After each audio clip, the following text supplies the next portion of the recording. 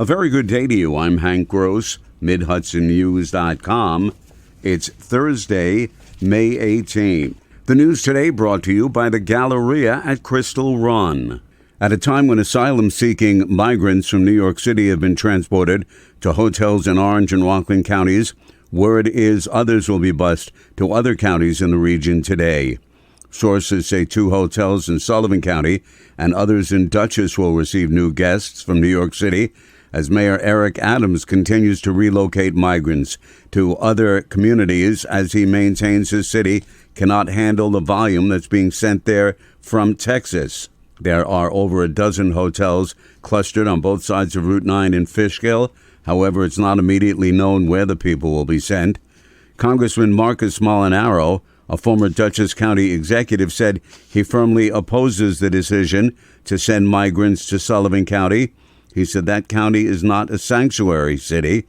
Its residents are experiencing record levels of poverty, food insecurity, and a housing crisis, he said.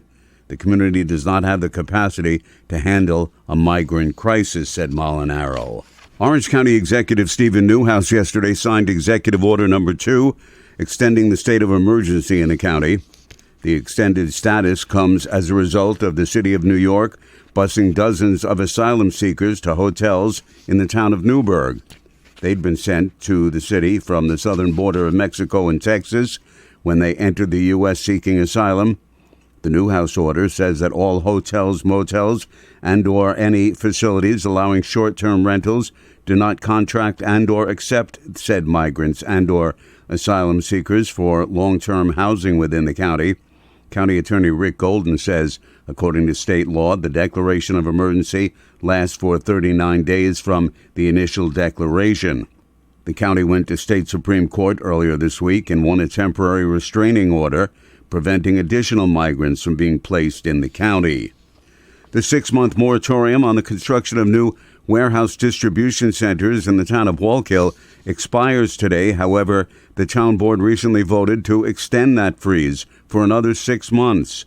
Town Supervisor George Serrano says they want to review a new town master plan before it's lifted. That new master plan is not yet complete.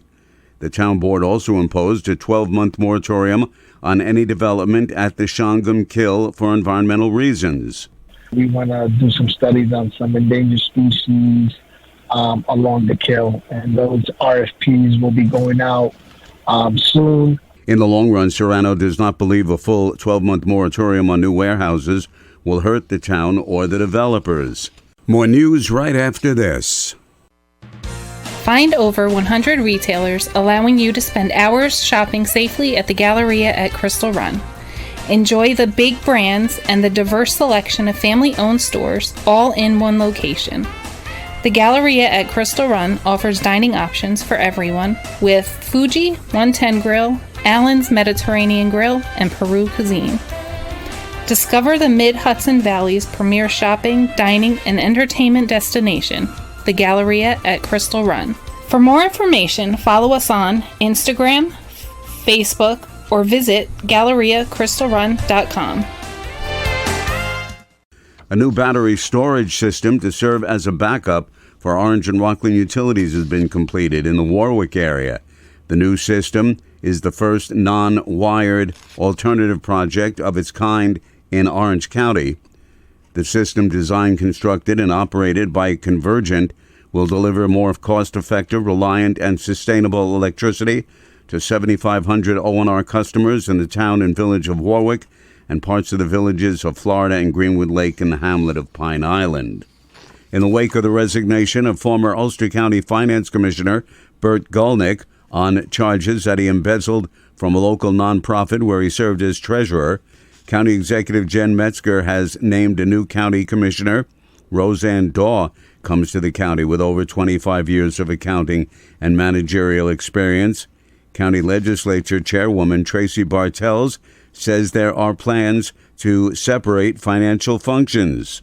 We are holding public hearings on the charter amendment that will separate the duties of the Commissioner of Finance and the Director of Budget. That was just completed.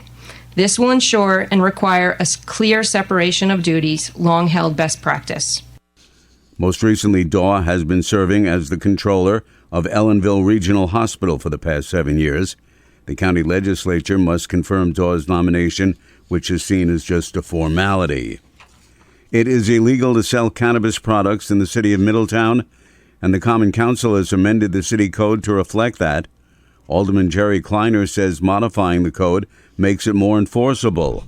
We opted out in Middletown of allowing cannabis sales, but that's state law, and this gives us a much better way to enforce the law locally so that we're able to bring people into court and protect the city. The local law does not prohibit people from using cannabis within the city, but dispensaries may not be established for the sale of the products. A bullet was found on a Washingtonville school bus after students got off the vehicle on Tuesday.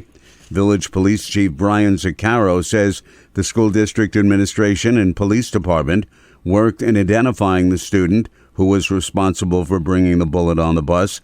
He said no other bullets were located and no weapons were found on school property.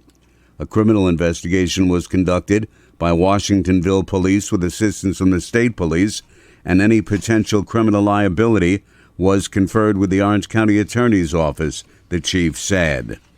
Disbarred attorney John Ferdinand Murphy III of Hopewell Junction was sentenced yesterday in Dutchess County Court to 4 to 12 years in state prison for embezzling more than $450,000 from several incapacitated and vulnerable individuals. After being appointed as a guardian and trustee, the 68-year-old Murphy drained their trust accounts and issued checks to himself, his company, and his family members. Murphy pled guilty to grand larceny and schemed to defraud back in March. I'm Hank Gross, MidHudsonNews.com. The news today brought to you by the Galleria at Crystal Run.